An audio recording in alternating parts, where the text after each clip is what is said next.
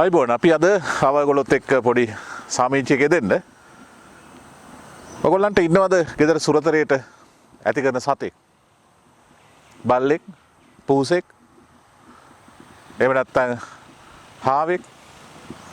මේ වගේ බොහෝ දෙනෙක් සුරතල් සතුන් තමන්ගේ නිවසේ ඇති කරනවා. බොහෝ දෙනෙක් තමන්ගේ නිවසේ සුරතලයට වගේම ආරක්ෂාවට බල්ලෝ ඇති කරනවා. සුරතල් ඒ බලු පැටව් අරගෙන ඇවිල්ලා නිවසේ ආදරයෙන් ඇති කරනවා. එතකොට නිවසේ ආරක්ෂාවටත් හොඳයි. සුරතල් සත්වෙක් විදියට අපේ ආදරයට ලක් වෙනවා ඒ සතා. ඉතින් මේ දැන් අපිට හම්බුණා මේ වගේ ආදරෙන් තමන්ගේ බල්ලව හදාගන්න දරුව දෙන්නේ. මේ බලන්නකො ඒ දෙන්න දැන් ඔය අපේ විශ්වවිද්‍යාලයේ භූමියට ඇවිල්ලා ඒ බල්ලා ආදරෙන් ඇවිද්දවනවා. ඉතින් අපි ඒ දරුවත් එක්ක කතා කළා. මේ බලන්න. My dog's name is Lily. She's a great dane. She is 4 months old. I love her a lot. Okay, let's go. Bye. Okay, thank you so much. ඒ වගේ ඔබටත් ඇති විවිධාකාර මේ ස්වරූපයන් තියෙන සුරතලයට ඇති කරන මේ වගේ බල්ලෝ. ඉතින් මේ ඒ නිසා දැන් අපි හිතුවා දැන් මේ වගේ අපේ නිවසේ ඇති කරන බල්ලා පිළිබඳව බල්ලා කොහොමද මේ මනුස්සයත් එක්ක සම්බන්ධ වුනේ සහ බල්ලා බලුනේ කොහොමද මිනිහා බල්ලටත් වඩා බලුනේ කොහොමද කියන එක පිළිබඳව පොඩ්ඩක් කතා කළොත් හොඳයි කියලා ඔයගොල්ලොත් එක්ක. දැන් මේ බල්ලා කියන වචනය නම සාමාන්‍යයෙන් අපි අයහපත් වැඩක් එහෙම නැත්නම් සමාජයේ නොගැලපෙන ක්‍රියාවක් කළොත් ඒක හඳුන්වන්නත් යොදා ගන්නවා. බලු වැඩ, බල්ලට ගිහිල්ලා මේ වගේ දේවල් කියනවා. ඇත්තටම මේ බල්ලා කියන වචනේ තේරුම මොකක්ද? දැන් ඔය සිංහල ව්‍යාකරණ වලට අනුව කියනවා නම් බල්ලා කියන එකේ තේරුම බලනවා, බලු බලනවා, රකින්නවා කියන අදහස තමයි එකෙන් අර්ථවත් වෙන්නේ. එතකොට බල්ලට සමානව සංස්කෘත භාෂාවෙන් කියනවා සුනකයා කියලා. සු නක. නක කියන්නේ නියපොතු. මනාකොට නියපොතු ඇති කියන අර්ථය තමයි සුනක කියන ඒ අදහසෙන් එහෙම නැත්නම් ඒ නාමකරණයෙන් කියවෙන්නේ. බල්ලා සුනකයා අනාදිමත් කාලයක ඉඳලා මේ මිනිස්සුත් එක්ක එකට හිටිය සතෙක්. දැන් සමහර අය කියනවා මේ බල්ලා බලුනේ මිනිස්සු ළඟට ආවට පස්සේ කියලා. නැත්නම් උජාරුවෙන් හිටිය සතෙක් කියලා කියනවා. ඉතින් බල්ලා මනුස්ස වාසය එහෙම නැත්නම් මිනිස් ආශ්‍රය තෝරා ගන්නත් හේතුවක් තිබුණා කියලා ওই ජන කතාවල තියෙනවා. එකක් තමයි දැන් බල්ලා බැලුවලු මේ ලෝකේ ඉන්න දරුණුම සතා මොකාද කියලා. උගෙන්නේ පරිස්සම් වෙන්න ඕනේ. කවුද දරුණුම සතා? බල්ලා හරි. මිනිහා තමයි. මිනිහා ඉතින් තේරුම් ගන්න අමාරුයිනේ. ඒ නිසා බල්ලා මොකද කරන්නේ අර කැලේ අනිත් සත්තුන්ගෙන් මිදිලා මිනිහා ළඟට ඇවිල්ලා තමන්ගේ ආරක්ෂාව සලසා ගත්තා කියලා ඔය පැරණි කතාවල තියෙනවා. දැන් මේ බල්ලා සහ මිනිහා අතර සම්බන්ධය බොහොම ඈත අතීතයට යන එකක්. ඔබ දන්නවා දැන් ඔය අතීත ශිෂ්ටාචාරවල මොහන්දෝජාරෝ හරප්පා, මෙසපොතේමියානු මේ වගේ ඉන්දු නිම්න ශිෂ්ටාචාරය මේ වගේ ශිෂ්ටාචාරවල කැණීම් කරද්දී ගවේෂණය කරද්දී ඒ කැණීම් වලදී සොයාගත්ත මිනිස් අස්තීන් ළඟම සුනක අස්තීන් තිබිලා හම්බ වෙලා තියෙනවා. ඒ කියන්නේ මීට අවුරුදු 35000ක් 50000කටත් එහා අතීත කාලයේ ඉඳලා බල්ලා සහ මිනිහා අතර සම්බන්ධය තිබිලා තියෙනවා. ඒ කියන්නේ මනුස්ස ආශ්‍රය තුල බල්ලෝ ජීවත් වෙලා තියෙනවා. ඒ වගේම අපි දන්නවා අපේ ඔය පුරාණ සෙල්ලිපිවල ක්‍රිස්තු පූර්ව 8 වෙනි සියවසේ විතර 8-10 සියවස්වල තිබුණු සෙල්ලිපිවල සඳහන් වෙනවා ඒ සාංගික දීපල හොරා ගන්න අය, සාංගික දීපල තමන් සතු කර ගන්න අය බලු කපුටන් වෙලා ඉපදෙනවා කියලා. ඉතින් මෙන්න මේ වගේ අර සම්බන්ධයක් තිබිලා තියෙනවා. ඒ වගේම එඬේර යුගය, දඩයම් යුගය මේ වගේ යුගවල බල්ලා මිනිසයා සමග දැන් විශේෂයෙන් දඩයම් යුගයේදී සත්තු දඩයම් කර ගැනීමේදී ඊළඟට ගොවිතැන් ආරක්ෂා කර ගැනීමේදී එඬේර යුගයේදී මේ වගේ කාර්යයන් වලදී බල්ලා විශේෂ කාර්යභාරයක් කරලා තියෙනවා. එතකොට ඔය විදේශීය රටවල් වල අපේ රටේ දැන් මේක විදේශ රටවල් වල තමයි මුලින්ම පුහුණු කළේ ආරක්ෂාව සම්බන්ධ. දැන් ඔබ විදේශ රටක ගුවන් තොටුපළකට යනවා නම් විශේෂයෙන් ඇමරිකාව, එංගලන්තය මේ වගේ හීත්‍රෝ ඒ වගේ ප්‍රසිද්ධ ගුවන් තොටුපළකට යනවා නම් ඒ වගේ ආරක්ෂාවට ඔය මත්ද්‍රව්‍ය, පුපුරන ද්‍රව්‍ය, වෙනත් භයානක අවියායුධ මේවා සොයා ගැනීම සඳහා පුහුණු කරලා තියෙන්නේ සුනකයෝ. ඒ වගේ අර මිනිසා සහ සුනකයා අතර දීර්ඝ කාලයක සම්බන්ධයක් ගොඩනැගිලා තියෙනවා. දැන් මේක අපේ රටෙත් එහෙමයි. අර මම කලින් සඳහන් කළා වගේ සෙල්ලිපිවල පවා අතීතයේ සම්බන්ධය සඳහන් කරලා තියෙනවා. ඒ සෙල්ලිපිවල බල්ලන්ගේ හිසේ රූපය පවා කොටලා තිබිලා තියෙනවා. දැන් අපේ සාහිත්‍ය ගත්තත් මේ සම්බන්ධය තියෙනවා. දැන් අපේ ආත්මෝපදේශවල ඒ කියන්නේ අපි සමාජ අවගුණයන්, දුර්ගුණයන් දැක්ක ගමන් ඒවා ශෝධනය කිරීම සඳහා එහෙම නැත්නම් ඒවා පෙන්වා දීම සඳහා යම් යහ උපදේශයන් ප්‍රකාශ කරලා තියෙනවා. ඒවා ওই ජනප්‍රවාදයේ තියෙන ඒවා. ඒ වගේ මේ බල්ලා හා සම්බන්ධ ආත්මෝපදේශයන්, යහ උපදේශයන් සඳහන් කරලා තියෙනවා මෙහෙම. එකක් තමයි බල්ලෙක් බිරුවට කන්දක් පාත් වේද. හඳ දුටු විට බල්ලෝ උඩ පුරනවා. බලු වලිගේ උණපුරුකේ ලා තිව්වත් එහි ඇදය ඇරියෙන් නොහැකි බව. ඊළඟට බල්ලෝ බිරුවත් තවලම යන බව. ඔය වගේ තියෙනවා. කච්චිය පිච්චියට ගියත් බල්ලා හෙළුවෙන්. බල්ලට ඇති වැඩකුත් නැහැ, හෙමින් ගමනකුත් නැහැ. මේ වගේ බල්ලා මුල් කරගෙන සෑහෙන ආත්මෝපදේශ, උපදේශන වැකි විශාල ප්‍රමාණයක් අපේ ජන සාහිත්‍ය තුල බිහි වෙලා තියෙනවා. ඒ වගේම තමයි දැන් ඔබ දන්නවා අර ප්‍රසිද්ධ ගීතයක් තියෙනවා ප්‍රෙඩි සිල්වා ගායකයා ගායනා කරන හිටියා උදාර කොල්ලෙක් ඌට හිටියා හරිසර බල්ලෙක්. අහන්නකො.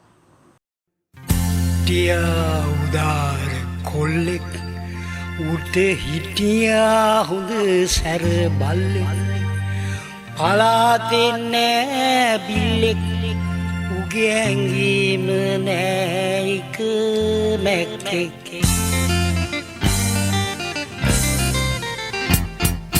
දවසක් දාවු දික් කරගෙන කළු හොම්බත් හිටියා පන නැති මැලවුණු ගතියෙන් හෙම්බත්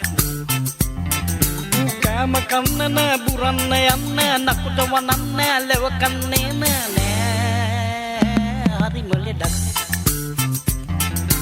බල්ලට වැඩියෙන් කොල්ලයි දැන් ගොරවන්නේ කොල්ලට වැඩියෙන් බල්ලයි දැන් ගොරවන්නේ තොට මස් කටු ඕනද බලු සුප් ඕනද ගස් ලබු ඕනද පපඩම් ඕනද උපවාසී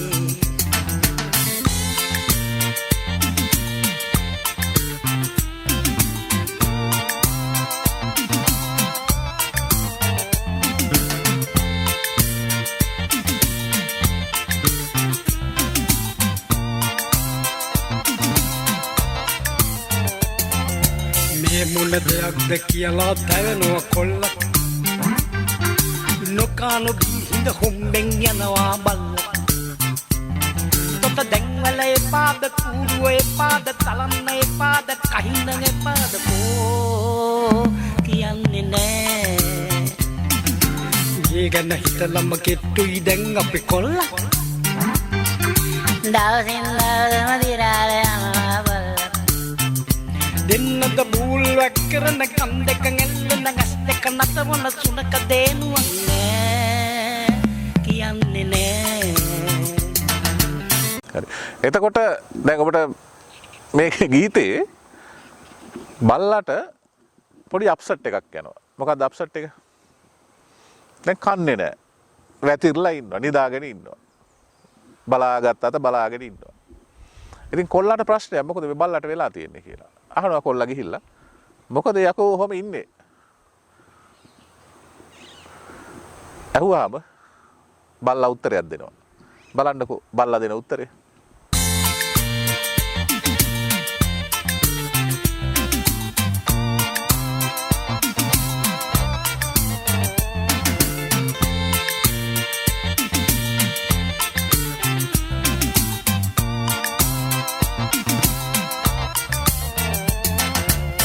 දැන් බල්ලගේ තත්වය ධර්මක් උග්‍රයි මාරය සමගත් දැන් වූ හොඳ ගැටි මිත්‍රයි මන අදින ගමන් වූ වනල දෙකන් තියනවා මූ දැන් මෙහෙම බොලන් මේ හපල්ලා ස්වාමියාට ඇති කීකරු කම අපි අරින්නේ නෑ එනමුත් බල්ලා කියන නම රැක ගන්නත් නෑ මිනිසුන් අතරේ පොකට් ගහන්නෙත් බෙල්ද කපන්නෙත් උන්ට කියන්නෙත්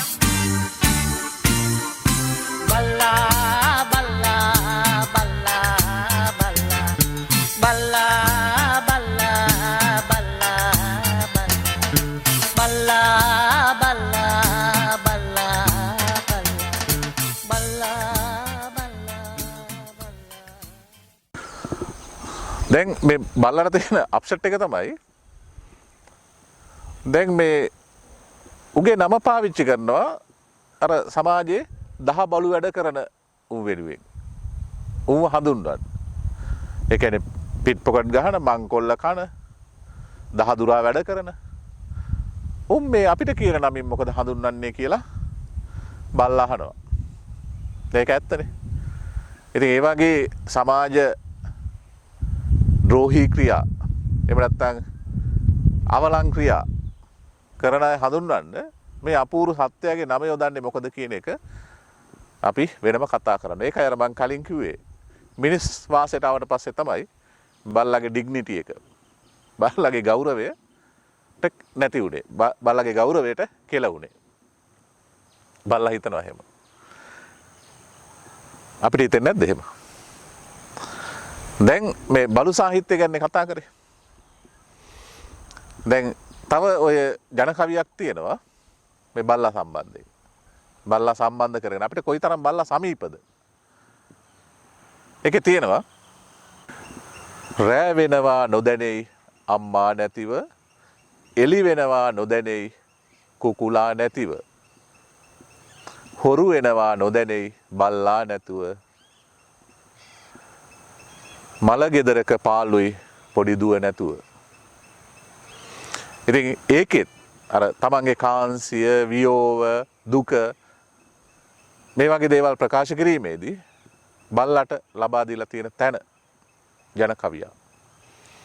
ඉතින් මෙන්න මේ වගේ සුවිශේෂ සම්බන්ධයක් බල්ලා සහ අපි අතර මිනිස්සු අතර තියෙනවා. ඒ නිසා තමයි අපි බල්ලා අපේ සමීපතම එක් කරගෙන ඉන්නේ. ඔබට මතකයි අර ජපානයේ මේ හචිකෝ කියන ඒ බල්ලා තමන්ගේ ස්වාමියා එනතුරු ජීවිතය අවුරුදු 10ක් විතර තමන්ගේ ඒ ස්වාමියා එනතුරු ජීවිතය කැප කළ ඉවසගෙන හිටිය බල්ලෙක් ගැන. නමුත් ස්වාමියා කවදාවත් ආවේ නැහැ. ඒ ස්වාමියා තමයි ටෝකියෝ විශ්වවිද්‍යාලයේ කෘෂිකර්ම පීඨයේ මහාචාර්යවරයෙක් වුණු හෙදබුරෝ ඌනෝ.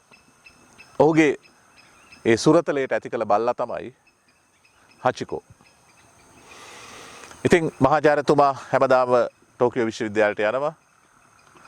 ඒ තමන්ගේ දුම්රියපලෙන් නැගිලා බල්ලා දුම්රියපලට එනකන් එනවා මහාචාර්යතුමා එක ගෙදර ඉඳලා. ඇවිල්ලා මහාචාර්යතුමා දුම්රියේ ගියාම මහාචාර්යතුමා එනතුරු නැවත ඒ දුම්රිය ස්ථානයේ ඉන්නවා. 1925 වසරේ දවසක මහාචාර්යතුමා විශ්වවිද්‍යාලයට යනවා. හදිසියේදී විශ්වවිද්‍යාලයේදී හાર્ට් එකක් හැදිලා මහාචාර්යතුමා මේ යනවා. බල්ලා දන්නේ නැහැ. ඉතින් වෙනදා සුපුරුදු දුම්රිය එන වෙලාවට බල්ලා බලාගෙන ඉන්නවා. නෑ. ඊළඟ දුම්රිය එනකුත් බලන් ඉන්නවා නෑ. බල්ලා කලබල වෙනවා. හොයනවා. හැමතැනම බලනවා. ඊළඟ දවසෙත් බලනවා. දිගටම එනවා. කවදාවත් ආපහු එන්නේ නැහැ තමගේ ස්වාමියා. අවුරුදු 10ක් පුරා 1935 වසරේ මාර්තු 26 වෙනකන් මේ බල්ලා බලාගෙන ඉන්නවා. කවදාවත් තමගේ ස්වාමියා එන්නේ නැහැ. ඉතින් බල්ලා අසනීප වෙලා ඒ රෝගෙම්ම ආහාර ගන්නෙ නැහැ. මේ යනවා. ඉතින් ජපන් අය මේ සත්වයාගේ කැපකිරීම සිහිවීම සඳහා ඒ දුම්රිය ස්ථානයේ හචිකෝ නමින් තඹ පිළිරුවක් ස්ථාපනය කරනවා. අදත් ජපානයේ යන කෙනෙකුට ඒක බලන්න පුළුවන්. හචිකෝ එක්සිට් කියලා කියන්නේ දුම්රිය ඒ පිටවීමේ දොරටුව. ඉතින් මේ විදිහට බල්ලා සහ මිනිසා අතර සුවිශේෂී සම්බන්ධයක් එහෙම නැත්නම් ඒ කෘතවේදී ගරු කිරීමක් දෙපාර්ශ්වයෙන්ම සිද්ධ වෙලා තියෙනවා. මේක හොඳ ආදර්ශයක් අපිට සතෙකුගෙන් වුණත් කොහොමද මේ ආදර්ශය ලබා ගන්න කියන එක සම්බන්ධයෙන්. දැන් අපි අද මේ බල්ලෝ පිළිබඳව විශේෂයෙන් කතා කරන්න හිතුවේ දැන් නිවාසවල විදේශීය බල්ලෝ වර්ග දැන් පොමනේරියන්, ජර්මන් සෙපර්ඩ්, ඩොබර්මන් ඊළඟට ගෝල්ඩන් රෙට්‍රීවර් මේ වගේ උසස් කුලවල බල්ලෝ ආදරයෙන් ඇති කරනවා. එහෙම බල්ලෙක් තමයි අපි අර මුලින්ම දරුවෝ දෙන්නෙක් එක්ක පෙන්නුවේ. හැබැයි ඒ අතරේ අපේ සමාජයේ මෙහෙමත් ආමන්ත්‍රණ තියෙනවා. නටු බල්ලා, පර බල්ලා, පාදඩ බල්ලා, හොරිකඩ බල්ලා. නේද? මහා මගට වැටුණු බල්ලෝ. දැන් ලංකාවේ පාරවල් ගත්තොත්, නගර ගත්තොත්, ගම් ගත්තොත් මේ වගේ පාරට වැටුණු මේක මෙහෙම කිව්වොත් හරියි. පාරට ගෙනල්ලා අතාරින ලද ඒ නිසාම හිමිකරුවෙක් නැති වුණු අසරණ වුණු බල්ලෝ විශාල ප්‍රමාණයක් ඉන්නවා. මේක ඒ සත්ව අයිතිවාසිකම් වෙනුවෙන් එහෙම නැත්නම් සත්ව අයිතිවාසිකම් සම්බන්ධයෙන් කතා කළොත් ඛේදවාචකයක්. පාරවල් දිගේ මේ අසරණ සත්තු නේක දුක් ගැහැට විඳිමින් අවුව වැස්ස ඉන්න තැනක් නැහැ, කන්න දෙයක් නැහැ. කාට කියන්නද? අසරණ වෙලා ඉන්නවා. මේ බලන්න පාරවල් දිගේ බල්ලෝ කොච්චර ප්‍රමාණයක් ඉන්නවද කියලා. එතකොට දැන් මේ බල්ලෝ මේ අසරණ සත්තු පාරවල් වලට ගෙනල්ලා දාන්නේ කවුද? මේ සිංහල බෞද්ධ රටේ අපි නේද? දැන් විශේෂයෙන්ම ගෙදර සුරතලයට ඇති කරනවා පැටවු ලැබුණාම කික්කියෝ පාරට ගෙනලා දානවා. එහෙම නැත්නම් පන්සලක් ළඟට දානවා. මේ විශ්වවිද්‍යාල භූමියට ගෙනලා දානවා. දැන් විශ්වවිද්‍යාල භූමියේ බල්ලෝ විශාල ප්‍රමාණයක් ඉන්නවා. මේක සෞඛ්‍ය හා සනීප ආරක්ෂාවට ලොකු තර්ජනයක්. දැන් අර බල්ලෝ මහමගට ඇදලා දාන ඒ ගුණමකු මිනිස්සු වගේම බල්ලෝ වෙනුවෙන් ඒ මහමගට වැටුණු බල්ලෝ වෙනුවෙන් කෑම වේලක් අරගෙන ඇවිල්ලා උන්ට සලකන හිත හොඳ මිනිස්සු ශිෂ්‍යයෝ සේවකයෝ විශ්වවිද්‍යාලයේ ඉන්නවා. ඉතින් ඒ අය ඒ සත්තුන්ට කෑම ටිකක් දාලා උව රැක බලා ගන්නවා. හැබැයි ඒක හේතුවක් කරගෙන මේ සමහර මිනිස්සු සමහර පුජ්‍යලයෝ මේ විශ්වවිද්‍යාලයට ජීවත් වෙන අය මේ භූමියට ඒ පැටව ගෙනල්ලා අතාරිනවා. මේක තමයි මේ අයගේ ඒ හැසිරීම. ඉතින් මේ හැසිරීමට මොකක්ද අපි කියන්නේ? මේක තමයි පාරවල් වලට ඔය ගෙනල්ලා දානවා බල්ලෝ. ඉතින් මේ හැසිරීමට අපි බලු හැසිරීමක් කියලා කියනවාද? නෑ. ඒකට ඊට වඩා වෙනත් වචනයක්. ඒ කියන්නේ මේ අවක්‍රියාව හඳුන්වන්න වෙනත් වචනයක් අපි ශබ්දකෝෂයට එකතු කරන්න ඕනේ. දැන් මේ අසරණ සත්තු මෙහෙම දැම්මහම ඇතිවන ඛේද වාචකය. එකක් තමයි පළවෙනි කාරණේ තමයි ජල බීතිකාව පිළිබඳ ප්‍රශ්නය. ඔබ දන්නවද? පහුගිය වසර තුල වටිනා මිනිස් ජීවිත 26ක් මේ ජල බීතිකා රෝගය නිසා අපේ රට අහිමි වෙලා තියෙනවා. ඒ වගේම රජය ඒ වන්ද්‍යාකරණය කිරීම සඳහා බැල්ලියන් වඳ සැත්කම් කිරීම සඳහා ලක්ෂ 1000ක් වියදම් කරලා තියෙනවා. රුපියල් ලක්ෂ 1000ක්. ඒ වගේම ජල බීතිකා එන්නත ලබා දීම සඳහා ලක්ෂ 3500ක් වියදම් කරලා තියෙනවා. ඊට අමතරව රියානතුරු මේ බල්ලන් මාර්ගයේ ගැවසීම නිසා වැඩිම අනතුරට ලක් වෙලා තියෙන යතුරු පැදිකරුවන්. මේ වගේ ජීවිත පවා අහිමි වෙලා තියෙනවා. බල්ලන් මාර්ගය හරහා ගමන් ගන්නකොට යතුරු පැදි වල වැදිලා ඒ බල්ලෝ මේ යනවා. ඒ වගේම ඒ පැදිකරුවන් අකාලේ මිය ගිහිල්ලා තියෙනවා. බරපතල තුවාල ලැබලා තියෙනවා. වැඩිම අනතුරු සංඛ්‍යාවක්. එතකොට මේ වගේ සමාජ ඛේද වාචකයකුත් නිර්මාණය වෙලා තියෙනවා. ඉතින් මේ සම්බන්ධයෙන් අපි ප්‍රතිපත්තිමය වශයෙන් එහෙම නැත්නම් සාධනීය වැඩපිළිවෙල මොකද්ද මේ සතුන් ආරක්ෂා කර ගැනීම සහ සමාජ ව්‍යසනයක් ඇති නොවන ආකාරයට මේ සතුන්ගේ ගහණය පාලනය කිරීම සම්බන්ධයෙන්. ඔබ නිවසේ ඇති කරන විදේශීය උසස් කුලයේ බල්ලෙක් එක බැලුවොත් මේ අපේ දේශීය ජානවල එහෙම නැත්නම් අපේ මිශ්‍ර නො වූ ජාන ඇති දේශීය බල්ලෝ ප්‍රශක්තියෙන් ඉහළයි. ඕනෑම දැන් ඔබේ ගෙදර ඇති කරන ඒ සුරතල් විදේශීය සුනකයෙකුට උසස් කුලයේ සුනකයෙකුට කොයිතරම් ඔබ මුදලක් වියදම් කරනවද? ඌ ආරක්ෂා කරගන්න. ඌට කොයිතරම් අසනීප වෙනවද? හැබැයි මේ පාරේ ඉන්න බල්ලන්ට එහෙම ප්‍රශ්නයක් නැහැ.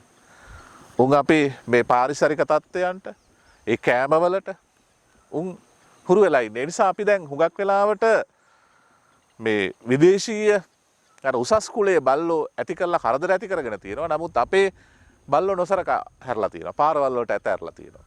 ඉතින් මේක අපි තේරුම් ගැනීම වැදගත්. ඔබේ ගෙදර ඉන්න බල්ලා දැන් අපි අර කීමකට කියන්නේ බුරණ බල්ලා හපා නොකයි කියලා. හැබැයි ඔබේ ගෙදර ඉන්න බල්ලා ඔබ සුරතල් කරාට ඔබව ආරක්ෂා කරන්නේ නැහැ හුඟක් වෙලාවට. ඒ උසස් කුලයේ බල්ලා ආරක්ෂා කරන්න වෙලා තියෙන්නේ ඔබට. හැබැයි ඔබ වල් බල්ලෙක් එහෙම නැත්නම් අපේ දේශීය බල්ලෙක් ගෙදර ඇති කළොත් ඌ ඔබවත් රකින්නවා. ඒ වගේම දේපලත් ආරක්ෂා කරනවා. හැබැයි අපි මේක හරියට හඳුනාගෙන නැහැ. ඒ නිසා තමයි අපි ගෙනල්ලා අර විදේශීය බල්ලෝ අගේ කරලා දේශීය බල්ලව පහත් කරලා තියෙන්නේ. අනිත් එක තමයි දැන් මේකට ප්‍රතිපත්තියක් නැහැ කියලා මම කිව්වනේ. දැන් මේවා අපි අපේ රාජ්‍ය නායකයෝ සහ මේවා සම්බන්ධයෙන් තීන්දුව తీරන ගන්න අය බොහොම ප්‍රාථමික විදිහට තමයි හැසිරලා තියෙන්නේ මේ ක්‍රියාවන් සම්බන්ධයෙන්. මේ බලු ගහණය පාලනය කිරීම සම්බන්ධයෙන්. ඔය සංඛ්‍යා ලේඛන වල තියෙනවා වීදි පුරා මේ අපේ රට පුරා මාර්ගගත දඩාවතේ යන අයිතිකරුවෙක් නැති බල්ලෝ ලක්ෂ 35ක් විතර ඉන්නවා කියලා. උන්ගේ නියමිතෙක් පාර්ලිමේන්තුවට යවුවා නම් උන්ට පහසුවෙන්ම යවන්න පුළුවන්. ඔබ දන්නවා දැන් මේ බල්ලෝ කොයිතරම් සූක්ෂමද කියනවනම් අර සුනාමියා වෙලාවේ අපේ රටේ ඒ වෙරළබඩ තීරය සම්පූර්ණ විනාශ වෙලා ගියානේ. ඒ ජීවිත 35000ක් 50000ක් විතර නැති වුණා. හැබැයි මේ මියගියේ මිනිස්සු පමණයි සත්තු එකෙක්වත් විශේෂයෙන් බල්ලෝ හැම ගෙදරකම බල්ලෝ හිටියනේ. එක බල්ලෙක්වත් මැරිලා නැහැ. ඒ මොකද? උන්ට තියෙන හොඳ දැනීමක් සෙන්සර් එකක් තියෙනවා. ඒ කියන්නේ ව්‍යසනයක් වෙනවා නම් අර සත්තුන්ට තියෙනවනේ දැන් අපි මනුෂ්‍ය ශරීරයේ දැන් ඒ ප්‍රාණය නැති වෙගෙන යනකොට ඒ කියන්නේ පණ යන වෙලාවේ අර ඔළුවේ උකුණෙක් හිටියොත් ඌත් බැහැලා යනවා කියනවා. ඒ කියන්නේ සීතල වෙනකොට උන්ට තේරෙනවා. දැන් මෙයා මැරෙන්න යන්නේ, පණ යන්න යන්නේ. ඒ වගේ බල්ලෝ එකෙක්වත් සුනාමියට අහු වුණේ නැහැ. උන්ට දැනුණා දැන් තව පොඩ්ඩකින් ව්‍යසනයක් ඇති වෙන බව. මොහොත ගොඩ ගලන බව. දැන් අපිට දැනුන්නේ නැහැනේ පැය දෙකකට ඉස්සෙල්ලා පටන් ගත්ත එක. ඉන්දියාවට ඇවිල්ලා සුනාමිය පැය එකමාරකට විතර පස්සේ තමයි ලංකාවට ආවේ. ඒත් අපිට කියාගන්න බැරි වුණානේ. ඒ නිසා සමහර අය කියනවා මේ ඔය කාලගුණ විද්‍යා දෙපාර්තමේන්තුවට ඉහළ තනතුරු වලට බල්ලෙක් දෙන්නේ බඳවාගෙන හිටියනම් ඒක ඉතින් මේ උපහාසයටත් එක්ක තමයි කියන්නේ. හැබැයි ඉතින් පොඩ්ඩක් හිතලා බලන්න මේ කතාව. ඒ එක්කෙනෙක් දෙන්නෙක් හිටියානම් ඒ ඔය බලු පරම්පරාවේ අය බඳවාගෙන අර 35000 බේරෙන්න තිබුණා කියලා. තරහ වෙන්න එපා හැම කිව්වහම කාලගුණ විද්‍යා දෙපාර්තමේන්තුවේ අය. දැන් අර පෞගිය දවස්වලත් ඔය සුලිසලකක් එනවා කියලා නේද? බුරවි කියලා. ඒක හරියට කියාගන්න බැරි වුණානේ. හැබැයි ඉතින් ලංකා ඉතිහාසයේ පළවෙනි වතාවට එහෙම අමුඩ ගහගෙන හිටියේ. ඒත් ඉතින් බුරවි අපිට බුරන්න නැතුව හිමීට මග ඇරලා ගියා. ඒක ඉතින් බුරවිගේ ස්වභාවයද අපේ වාසනාවද කාලගුණ විද්‍යා දෙපාර්තමේන්තුවේ දක්ෂතාවයද කියන එක වෙනම කතා කරමු අපි. හරි බලු කතාව නැවතත්. ඉතින් මේ ලක්ෂ 35ක් විතර ඉන්නවා. මේ බල්ලෝ කළමනාකරණය එහෙම නැත්නම් ඒ බලු ගහණය පාලනය කිරීම සම්බන්ධයෙන් අපේ ප්‍රතිපත්තියක් නැහැ. ඉතින් මේවා අපේ රාජ්‍ය නායකයෝ පාලකයෝ එහෙම නැත්නම් ඒ ප්‍රතිපත්ති සම්පාදකයෝ විහිළුවට ගත් අවස්ථා තිබුණා සහ ඊටාම ග්‍රාම්‍ය විදිහට හැසිරුණු අවස්ථා තිබුණා ඉතිහාසයේ. ඒක අවස්ථාවක ඔබ දන්නවා 56 බලයටපත් වුණු බණ්ඩාරනායක මැතිතුමා ආවේ ආර්ය සිංහල ඇඳුම ඇඳගෙන. හැබැයි දැන් ඔය තියෙනවනේ එක එක බල්ලන්ගේ සර්කස් තියෙනවා සංදර්ශන තියෙනවා ලෝකේ පුරා. ඒ වගේ අපේ රටෙත් තිබුණා ඔය විදේශීය උසස් කුලයේ බල්ලන්ගේ සංදර්ශනයක්. එතකොට බණ්ඩාරනායක මැතිතුමා මේ උත්සවයට ආවේ යුරෝපීය ඇඳුම ඇඳගෙන ටයි කෝට් ඇඳගෙන. ඇවිල්ලා කතාවේ දෙතුමා කියනවා මං අද බල්ලන්ට ගැලපෙන ඇඳුමකින් ආවා කියලා. ඉතින් පැහැදිලි ඔබට ඒ බණ්ඩාරනායක මැතිතුමාගේ අගමැතිවරයාගේ සංකේතාත්මක ප්‍රකාශය. ඉතින් අවශ්‍ය තැනදී බල්ලා උසස් කරනවා. ඒ වගේම Tamanට හිතන වෙලාවේදී පහත් කරනවා. ඉතින් යුරෝපීය ජාතීන්ට සුදුසු ඇඳුම බලු ඇඳුම කියන එක එහෙම නැත්නම් උන් අඳින්නේ බලු ඇඳුම කියන එක තමයි බල්ලන්ට ගැලපෙන ඇඳුම කියන එක තමයි එතුමා කිව්වේ. යුරෝපීය ජාතීන් බල්ලන්ට සමාන කළා. හැබැයි අපි ඊට පස්සේ ඒ විදිහේ සමාජමය හැසිරීමක් ඔය නායකකාරකාදීන්ගේ තිබුණාද කියන එක අපි හිතන්න වෙනවා. ඊළඟට ධර්මිෂ්ඨ සමාජයක් 1977 බිහි කළ ජේ.ආර්. ජයවර්ධන මැතිතුමා ධර්මිෂ්ඨ සමාජය. මේ බලු ප්‍රශ්නේ අපූර්ව විදිහට විසඳුවේ. අපිට මතකයි බලු වෑන්. මට මතකයි අපේ ගම් ප්‍රදේශවල අනුරාධපුරේ බලු වෑන් එක එනවා. පාරවල් අයිනේ ඉන්න බල්ලෝ මද්දක් දාලා අරගෙන වෑන් එක ඇතුළට දාගන්නවා. එතකොට ඒකෙදි කලේ ඒ දඩාවතේ යන බල්ලෝ පාලනය කරන්න ඒ බල්ලෝ මරා දාන එක. ඊටාම අමානුෂික විදිහට. ධර්මිෂ්ඨ පාලනය තුල අමානුෂික විදිහට දේවල් ගොඩක් වුණා. එකක් තමයි ওই බලු සංහාරය. කොච්චර අමානුෂිකද කියනවා නම් ඒ වෑන් එකට දාගත්තට පස්සේ ආය බේරීමක් නැහැ කිසිම බල්ලෙකුට. අරගෙන ගිහිල්ලා ඔය කිරුළපන හරිය තිබුණා ඒ චිමිනි එකක්. ඒකට දාලා ගිනි තියලා දානවා, පුච්චලා දානවා. හැබැයි ගිනි තියන්න ඉස්සෙල්ලා බල්ලෝ මරන්නේ අර වෑන් එක ආවරණය කළ එකක් හුස්ම ගන්න බෑ බල්ලන්ට. ඒ වෑන් එකේ සයිලන්සරේට බටයක් හයි කරලා ඒකේ දුම් ටික ඇස්ලේටරේ රේස් කරලා අර බල්ලෝ ඉන්න ඒ වෑන් එකේ කාමරේට එහෙම නැත්නම් ඒ වෑන් එක ඇතුළට දානවා. ඉතින් අර විෂ වායු ආග්‍රහණය වෙලා බල්ලෝ මැරෙනවා. බල්ලව ගිනි තියනවා නැට්ට විතරක් ඉතුරු කරගෙන. ඒ පෙන්ද වලිගේ විතරක් ඉතුරු කරගෙන. ඇයි වලිගේ ඉතුරු කරගන්නේ? මරපු බල්ලෝ ගණන් කරගන්න. ඒකට අනුව තමයි ගෙවන්නේ. ඉතින් මේකට ඒවකට හිටපු සෞඛ්‍ය ඇමතිවරයා විරුද්ධ වුණා. ගාමිණී ජයසූරිය මහත්මයා. විරුද්ධ වුණාම ජනාධිපතිවරයා කියලා තිබ්බේ ගාමිණී වැඩි දෙනාගේ යහපත වෙනුවෙන් ඔය එකෙක් දෙන්නෙක් මැරුවට කමක් නැහැ කියලා. ඒ ධර්මිෂ්ඨ සමාජයේ පාලකයම තමයි කිව්වේ තම තමන්ගේ ආරක්ෂාව තම තමන් හදාගන්න කියලා. කොහොමයි ධර්මිෂ්ඨ බලු පාලනය. ඊට පස්සේ කාලෙකදී ආව ඔය පාරවල් වල ඉන්න බල්ලන්ට සයනයිඩ් දෙන්නත් කරලා මරා දාන එක.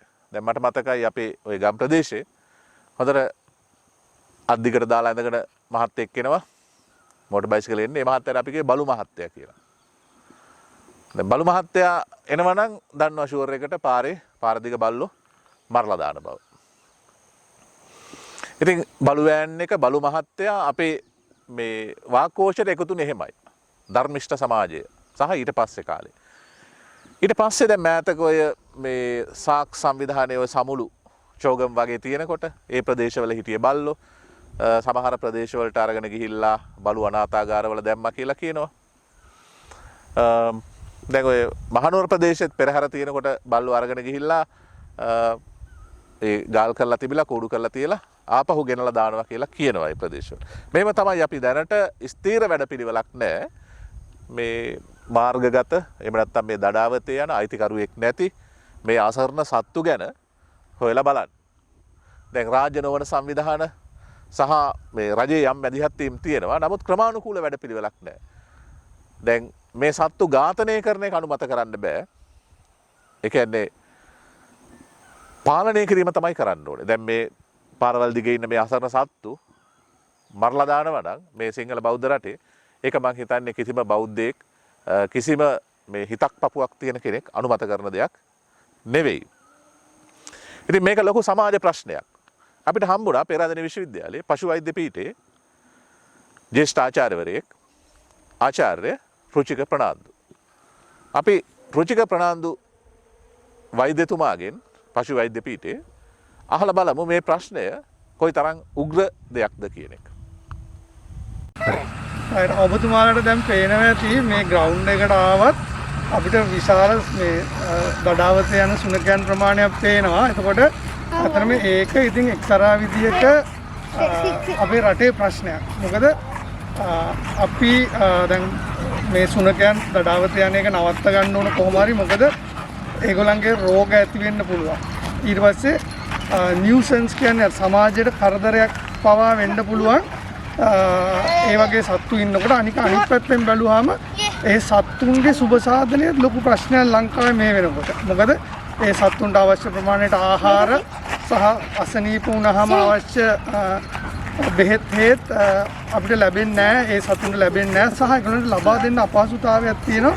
මොකද අපිට පශු වෛද්‍යවරුන් විදිහට අපිට ගිහිල්ලා ඒගොල්ලන්ගේ හැම වෙලේම ඒගොල්ලන්ව බලන්නත් අපහසුවක් තියෙනවා. ඊට පස්සේ ඒගොල්ලන්ව හසුරවන්නත් බෑ අපි ගියාට. මොකද ඒගොල්ලෝ දඩාවතේ යන සුනකයෝ එන්නත් කරලා නැහැ. ඒ වගේ ප්‍රශ්න ගොඩක් තියෙනවා. ඉතින් මේක ඇත්තටම අපි දැන් මම හිතන්නේ ලංකාවේ ජල බීතිකාව 2030 දී තුරන් කරන්න විශාල ප්‍රයත්නයක් දරනවා. ඒකේ ප්‍රධාන කොටසක් කියලා මම හිතනවා මේ අපේ දඩාවත යන සුනකයන්ගේ ගහණය අඩු කරගෙන ඒක පාලනය කරන්න. ඒකට අපිට ගන්න පුළුවන් ක්‍රියාමාර්ග කීපයක් තියෙනවා. එකක් තමයි සතුන් ඇති කරන අය වගකීම් සහගත වේ සතුන් ඇති කරන්න. ඒ කියන්නේ අනවශ්‍ය පැටවුන් බෝවීම නවත්ත ගන්න ඕනේ. එහෙම වුණොත් තමයි ඒගොල්ලන් අන්තිමට ගිහිල්ලා මහපාරේ පන්සල් ලයිනේ දාලා යනවා. ඊට අමතරව අතරම මේක අනවශ්‍ය පැටවුන් බෝවීම වළක්ව ගන්න ගොඩක් ක්‍රම තියෙනවා. වන්දී කරන සැත්කම් කරන්න පුළුවන්. ඒ වගේ දේවල් වලින් අපිට පුළුවන් තරම් මේ සත්ව ගහණය අඩු කරගන්න පුළුවන්. අයිතිකරුවන් නොමැති ඒක දඩාවත යනවා කියනකට වඩා මට හිතෙන්නේ අයිතිකරුවන් නොමැති සතුන් තමයි මේගොල්ලෝ. ඉතින් ඒගොල්ලන්ටත් අපි වගේම ආහාර ඖෂධ ඒ වගේ දේවල් රෝගී තත්ත්වයන් වුණාම බලන්න අවශ්‍යයි. ඒ හින්දා අපි පුළුවන් තරම් මේක වළක්ව ගන්න අඩු කරන්න උත්සාහ කරන්න ඕන. අනික අද වෙනකොට අපි දන්නේ අපේ අයිතිකරුවන් නොමැති සුනකයන් මහා මාර්ගවල කොච්චර ඉන්නවද කියලා. දැන් මේ විශ්වවිද්‍යාලේ අපි ඉන්න භූමියේ ගත්තත් මෙතන මම හිතන්නේ 20ක් විතර ඉන්නවා මේ වටේ ආවට. ඉතින් ඒගොල්ලන්ව අපි ළමයි සහ මේ සේවකයන් පෝෂණය කරනවා. ඒක නරක දෙයක් නෙමෙයි, ඒක හොඳ දෙයක්. හැබැයි නමුත් එහෙම කරනකොට වෙන්නේ අර මේ අයිතිකරුවන් නොමැති ඒ කියන්නේ දැන් අනවශ්‍ය පැටවුන් Tamanගෙන් බැහැර කරන්න ඕන අය මේ වගේ තැන් තෝරගන්නවා විශේෂයෙන් ගෙනල්ලා දාන්න. මොකද මේ වයේදී සතුන්ට ආහාර පාන වගේ දේවල් ලැබෙන හින්දා. ඊට අමතරව මම හිතන්නේ අපිත් සැරෙන් සැරේට ඇවිල්ලා මේ අසනීප වෙච්ච සත්තු හිටියොත් අපි බෙහෙත් කරලත් යනවා සමහර වෙලාවට. හැබැයි ඒක නිදහසට කරුණක් කරගන්න එපා. මේ වගේ තැන් වලට ගෙනල්ලා සත්තු අතහැරලා දාලා යන්න. Thank you. දැන් ඔබට පැහැදිලි වෛද්‍ය රුචික ප්‍රනාන්දු සඳහන් කරන කාරණය මේක කොයිතරම් බරපතල කාරණයක්ද සහ අවධානයට යොමු යුතු කාරණයක්ද. විශේෂයෙන් මේ බල්ලෝ පාරවල් වලට ගෙනලා අතාරින අය මේ පිළිබඳව හිතන්න ඕනේ. ක්‍රමානුකූල වැඩපිළිවෙලක් තියෙනවා මේ සත්තු පාලනය කිරීම සම්බන්ධයෙන්. ඒ විද්‍යානුකූල ප්‍රවේශයට ඔබ අවනත වෙන්න. අර ග්‍රාම්‍ය විදිහට පාරවල් වලට ගෙනලා මේ අහිංසක සත්තු මේ විශ්වවිද්‍යාල භූමියට පන්සල් ළඟට රටේ විවිධ ස්ථානවලට අනුගේ ගෙවල් ළඟ එහෙම ගෙනලා දාන්න එපා. එහෙම කරනවා නම් ඔබ මේ මනුෂ්‍ය බව ලැබීම පිළිබඳ ලැජ්ජා විය යුතුයි. එහෙම කරන අය ඔබ දන්නවා නම් වහාම ඒ අයට එරෙහිව ක්‍රියා කිරීම සියලු දෙනාගේ යහපත වෙනුවෙන් ඔබ කරන සත් ක්‍රියාවක්. දැන් මේ කාර්යය දැන් අර මම කලින් සඳහන් කළා මේ සමාජයේ මේ වගේ අවභාවිතයන් කරන මිනිස්සු අතරේ මේ අසරණ සත්තු වෙනුවෙන් තමන්ගේ කාලය ධනය වැය කරමින් ඒ සත්තු රැක බලා ගැනීම වෙනුවෙනුත් සමහර පිරිස් කැප වෙනවා. ඒ වගේ උත්තුංග හැඟීම් තියෙන මනුස්සකම් තියෙන යහපත් මිනිස්සු කොට්ටාසයකුත් ඉන්නවා. මේ බලන්න මේ ආරක්ෂක නිලධාරි මහත්තයාගේ කතාව. බල්ලෝ දැන් මෙතෙන්ට සාමාන්‍යයෙන් 15ක් 20ක් විතර ඉන්නවා මට අයිති ඒරියා එකේ. ඉතින් මේ බල්ලෝ ගෙනත් දානවා මිනිස්සු සාමාන්‍යයෙන් ගෙදර බල්ලට ඒ විදිහට සලකනවා බැල්ඩියෝ ගෙනල්ලා දානවා. ඉතින් අපිටත් මේක වෙන ප්‍රශ්නයක් සමාජයට ප්‍රශ්නයක් අපිට ප්‍රශ්නයක්. ඉතින් මට පුළුවන් විදියට මගේ ඉන්න අනිත් සහායකයෝ ඉතින් අපි ඒ වගේම මේ ක්‍රීඩා පිටියට මේවට එන මේ මැඩම්ලා සර්ලා මේ කැම්පස් එකෙන් එම ආහාර බල්ලන්ට ගෙනල්ලා දෙනවා. අපි ඒවා බෙදලා දෙනවා. පමණක් වෙලාවට අපේ අතිනුත් ගෙනල්ලා දෙනවා. ඉතින් මේක කවුරුත් මැදිහත් වෙලා මේ බල්ලන්ගේ මේක ඒක වැල්ඩියෝන්ට වන්ද සත්‍යම් කළා හරි කොහොම හරි මේ උදුරෙන් මේ කියන්නේ මේ සමාජයට වෙන අහපත මේ කරගන්න කවුරුත් උනන්දු වුණොත් හොඳයි කියලා තමයි මම එතකොට මේ වගේ සාධනීය මැදිහත් වීම එක්ක ඒ කියන්නේ මේ අසරණ සත්තු රැක බලා ගන්න තමන්ගේ අර යහපත් මනුෂ්‍ය හැඟීම් තියෙන මිනිස්සු එක්ක සමහර මිනිස්සු අපේ සමාජයේ මේ විදිහේ නොහොබිනා වැඩ කරනවා. මේ අයට මේ කරන ක්‍රියා පාලනය කිරීම සඳහා අපි මොකද්ද කරන්න ඕනේ? ඒ සඳහා රජයට රාජ්‍ය නොවන සංවිධානවලට සහ අනෙකුත් මේ සම්බන්ධයෙන් උනන්දුව දක්වන්නන්ට සුවිශේෂ වගකීමක් තියෙනවා. විශේෂයෙන් ඔය රාජ්‍ය නොවන සංවිධාන මේ සම්බන්ධයෙන් විශේෂ මැදිහත් වීම කරනවා. ඒව හඳුනාගෙන රජයක් විදිහට එහෙම නැත්නම් ඒ වගකිය යුතු ආයතන විදිහට මේවට මැදිහත් වීම අවශ්‍යයි. නැත්නම් මේ අසරණ සත්තු හැමදාම මහමග මැරලා යනවා. එහෙම නැත්නම් සමාජ ප්‍රශ්නයක් නිර්මාණය කරනවා. ඒ නිසා ඒ පිළිබඳව හිතලා බලන්න. ඒ පිළිබඳව යම් සාධනීය ප්‍රවේශයක් ගන්න. ඔබ මේ රට 21 වෙනි සතවර්ෂයට ගැලපෙන ආකාරයට සකස් කිරීමට නම් මිනිසා පමණක් නෙවෙයි පරිසරය සහ සත්තු මේ සියල්ල එකතු කරගෙන ඉදිරියට යන තිරසාර සංවර්ධනයක කොටස්කාරයෙක් විය යුතුයි. අවසාන වශයෙන් ඔබට මම මෙහෙම කියනවා. ඔබ සාගින්න ඉන්න බල්ලෙකුට ආහාර වේලක් දෙන්න. ඌ ඔබට සැමදා කෘතවේදී බව දක්වයි. ඌ ඔබට ඔබ දකිනකොට නැට්ට වනලා ඔබ දුන්න ඒ එක ආහාර වේල උගේ ජීවිත කාලය තුලම මතක තියාගෙන ඔබට කෘතවේදී බව දක්වයි. මිනිසා සහ බල්ලා අතර වෙනස ඒකයි. හිතන්න.